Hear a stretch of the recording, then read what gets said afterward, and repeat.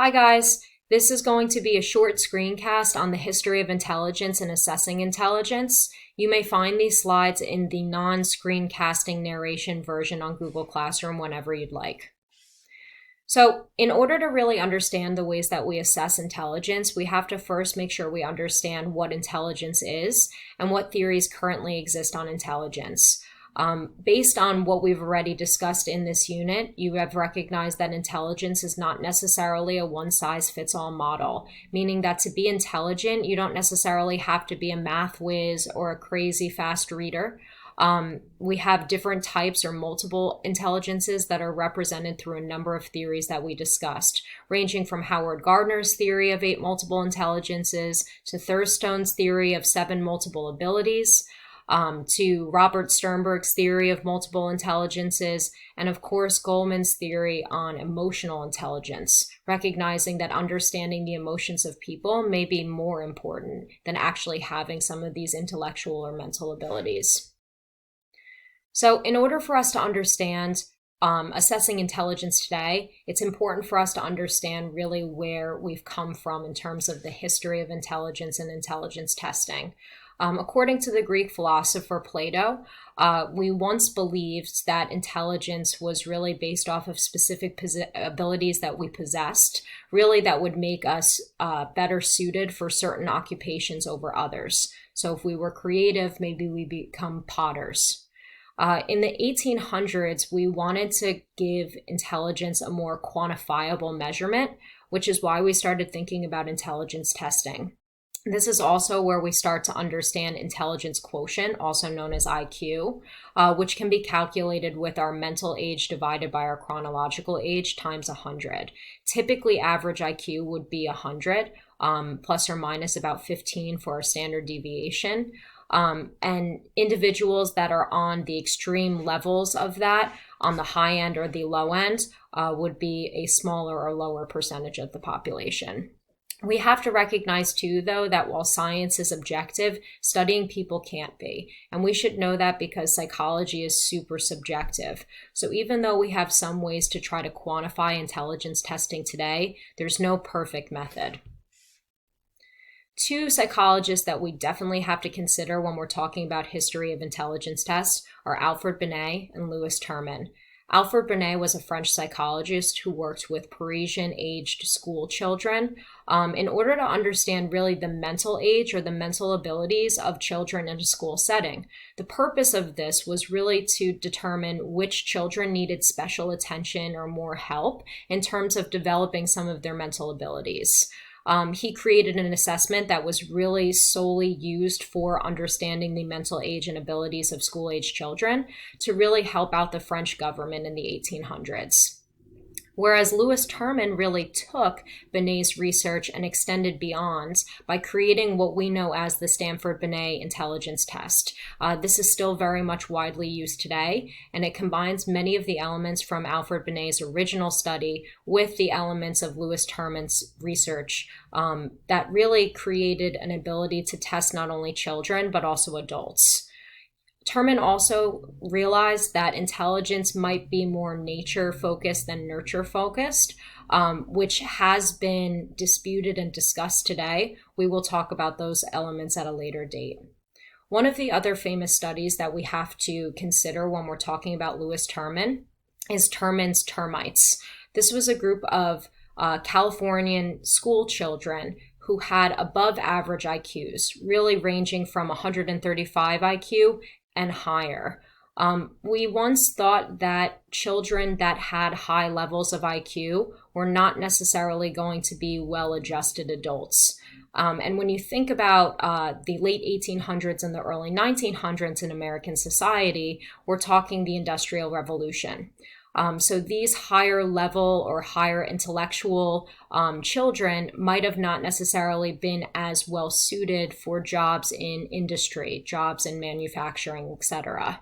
What Terman discovered was that these children actually were well-adjusted adults or became well-adjusted adults, and they were able to pursue higher level careers such as being doctors, maybe becoming lawyers, or maybe even becoming college professors. So our opinion of intelligence and intelligence testing has definitely dramatically changed over time, and it is something you should definitely consider as we are talking about current assessments today. Another factor that's important in understanding intelligence is something known as IQ, or the intelligence quotient. This was formulated by a man named William Stern around the same time that Terman was researching his termites. Really, how this is calculated is by dividing our mental age or our mental abilities over our chronological age and multiplying that number by 100, meaning that an individual that's considered an average level of intelligence has their mental age and their chronological age matching.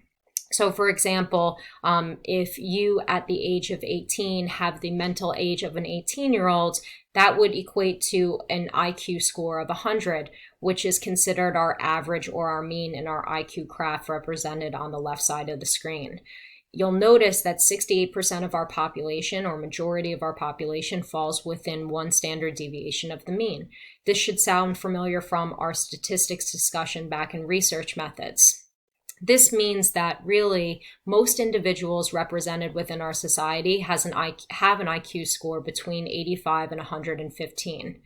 The extreme levels of intelligence would be on either sides of the curve, recognizing that, for example, Lewis Terman's termites had an IQ score of 135 and higher. So they would be on the very low end of the population, but also the very high end of the IQ normal curve.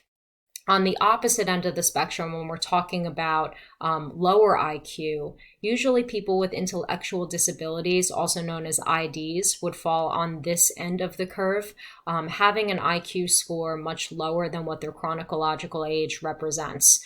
So probably somewhere between a 70 and lower. So how do we measure IQ and mental abilities today? We have a couple of different tests that help us understand intellectual abilities. You might not necessarily agree that the tests on this screen help us understand intellectual abilities. Nevertheless, they are used as potential measurements today.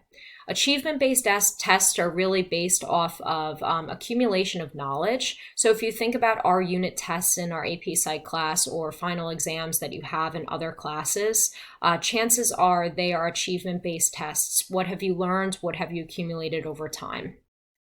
Aptitude tests are meant to be predictors. Career aptitude tests are fairly common at the high school level. They help us understand really what jobs would be most suitable for us in the future. But we could also say that SAT and ACT tests are also aptitude tests. These tests, even though many people think are achievement-based tests, are really predictors for how well we are going to adjust to the intellectual rigor of college. So many colleges look at SAT and ACT scores to determine whether or not you can actually make it at the college level. Speed tests are probably more uncommon at the high school level, but in the elementary levels, we tend to use this as a way to understand intellectual abilities. The faster you can solve problems, might be an indicator of intelligence, according to some psychologists. So there might have been times where you took math tests where not only you were being graded on accuracy, but how quickly you were able to work through the problems. These would be known as speed tests. Whereas power tests are tests that really build from easy to difficult. Some of the tests that you may have taken even in this class might have started with some easier types of questions and build up to increasingly difficult questions. This is going to seem very much like a review, so hopefully we don't have to spend a lot of time going through this, but I need you to make sure you understand the difference between reliability and validity, recognizing that reliability really has to do with the repeatability or consistent measurement of a test, whereas validity really has to do with making sure that the test is testing what we're looking to study. We have two ways of really understanding reliability: test and retest reliability. If you think about any time that you've taken a personality test, chances are you took it maybe one time a few years ago and then another time more recently. That would fit that test-retest model, meaning that every time you take that test, you should get similar to the same results as the first time you took it. Split half reliability is another way that we can understand reliability or repeatability with testing. This is when we divide the test in half and really compare the results to the one half to the other to determine whether or not these questions are consistent and repeatable with understanding the knowledge of the test itself. If you think about some of the tests that we have in our class, sometimes we throw questions that were on previous exams on the current tests to determine the reliability of your knowledge, determine if you truly know the content from test to test. When we're talking about validity, we're talking about really testing what a test is supposed to test. Content validity would obviously represent really making sure that we're testing the content or the specific curriculum area that we're looking to test. So if you got to the Unit 8 test on cognition and intelligence and all of a sudden saw physics questions, chances are you'd start to panic.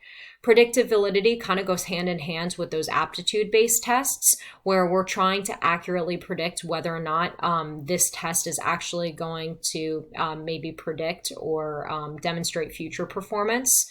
And construct validity really has to do with the way that the test accurately measures what it's supposed to test, really regarding the test construction itself. We also have to be mindful of this notion of standardization, meaning that everyone that takes a test should take it in the exact same way. So if you think back to your experiences on taking SATs or ACTs, chances are you took them in the same types of testing conditions, in a classroom in rows, with a certain pencil, with a certain, I'll say, amount of space between you and the person next to you, and also at a certain time of day. This allows for the test to be as fair as possible. So we have some types of intelligence tests. The WISC and the WAIS tend to be the most common outside of the Stanford-Binet intelligence test that we talked about at the beginning of this discussion. Really, the WAIS and the WISE test things like similarities, really learning commonalities or associations between objects, understanding vocabulary, so being able to name or identify certain pictures or objects. Typically, this falls in a block design, so recognizing that the test is going to maybe make some certain patterns, and also understanding letter number sequencing. You'll notice again that we have the normal curve represented on the left side of the screen, which is meant to discuss really, again, the idea that most of our population falls within an 85 or 115 IQ score on the WISC and the WAIS tests. So we have to recognize that there are definitely issues with testing, especially when we're talking about intelligence testing. And really, some of those issues are going to relate to many of the things that we've talked about in this class already, the nature elements versus the nurture elements. Many people are uncomfortable with the notion that intelligence is natural, meaning that we're born with a certain amount of intelligence, and this really doesn't change or vary much, even with all of the schooling and exposure that we might have. Other people believe that schooling and exposure really do help enhance the mental abilities of individuals, which I believe most of us probably are more comfortable with understanding. Factors such as gender and race play a role as well, and this leads us to understanding the stereotype threat, okay, which by definition is really the self-confirming concern that one will be evaluated based off of a negative stereotype. Remember that stereotypes can be true or false, and they could be positive or negative. If you think about the stereotype of girls being bad at math, chances are the stereotype threat would be represented when an individual, a girl, goes to take a test, believing this stereotype might affect her performance on that test.